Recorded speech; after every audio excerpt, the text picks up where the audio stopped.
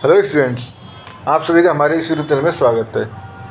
Students, हम introduction of statics for economics का paper पढ़ रहे थे और क्वेश्चन नंबर 10 पे हम पहुंच चुके हैं। तो क्वेश्चन नंबर 10 है हमारे पास, let X and Y denote the number of 4 wheeler and 2 wheeler carried on a trip.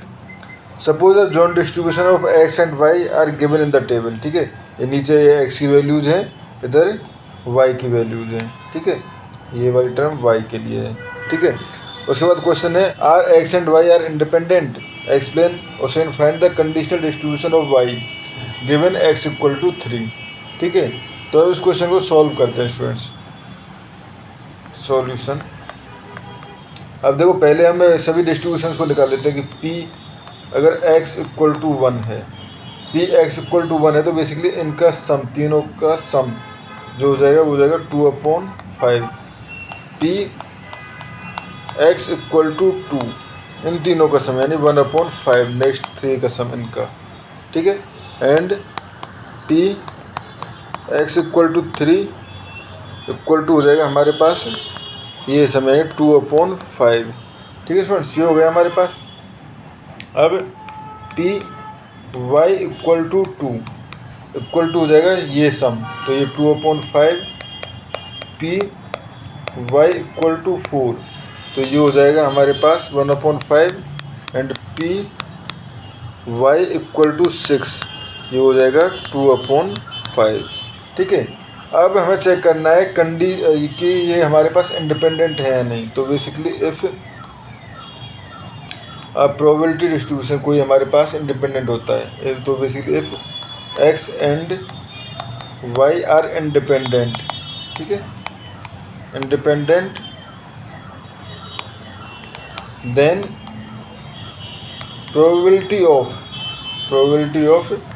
x y equal to probability of x dot probability of y।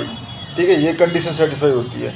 अब हम देखते हैं, पहले इस पे देखें 1 पे। ठीक है, तो अगर probability of 1 अगर हम चेक कर रहे हैं, probability of 1 and x equal to 1 y equal to 1, तो बेसिकली हो जाएगा probability of 1 dot probability of 1, यानी सॉरी यहाँ पे लिख लेते हैं अच्छे से, अदरवाइज कन्फ्यूजन हो जाएगा। ठीक है, probability of x equal to 1 dot probability of y equal to 1। ठीक है, अब देखो 1 पे क्या है हमारे पास, अब x इक्वल 1 तो वही नहीं ना, 1 2।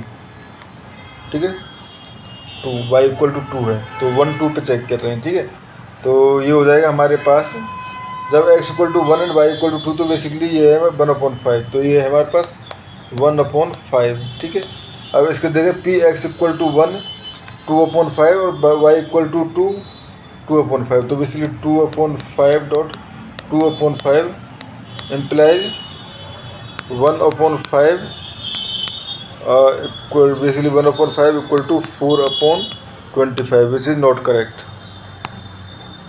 Is not correct, not correct, implies x and y are not independent।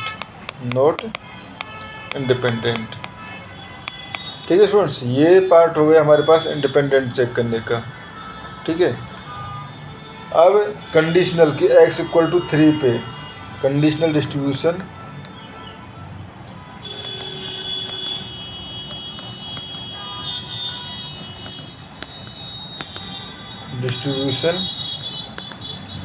Of y given that x equal to 3। ठीक है, given that x equal to 3।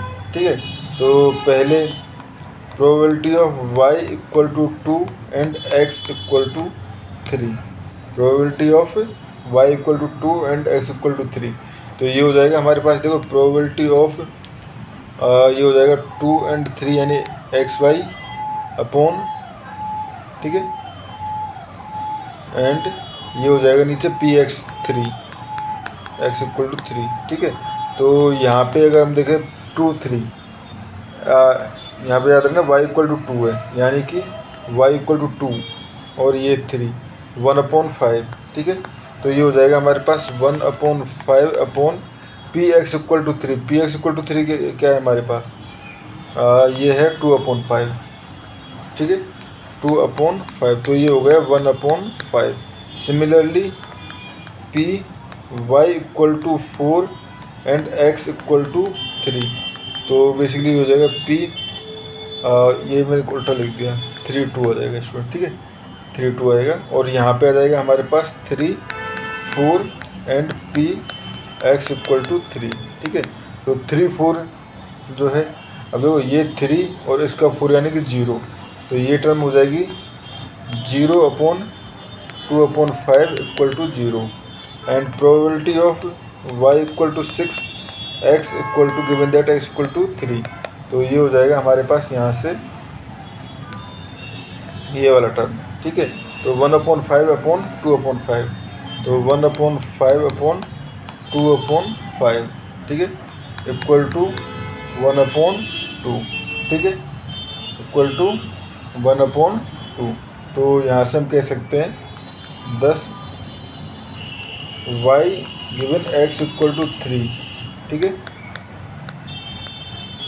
Takes value 2 and 6, ठीक है, 4 भी 0 थी, ठीक है, विद प्रोबेबिलिटी 1/2 फॉर ईच, ठीक है। अभी कंडीशनल हो गई ना, ये तो y इक्वल टू 2 के लिए निकाल ली, y इक्वल टू 4 के लिए निकाल ली, y इक्वल टू 6 के लिए निकाल ली, ठीक है स्टूडेंट्स। तो ये हमारे पास इस क्वेश्चन का फाइनल आंसर है, ठीक है। इस क्वेश्चन में स्टूडेंट्स इतना ही, थैंक यू।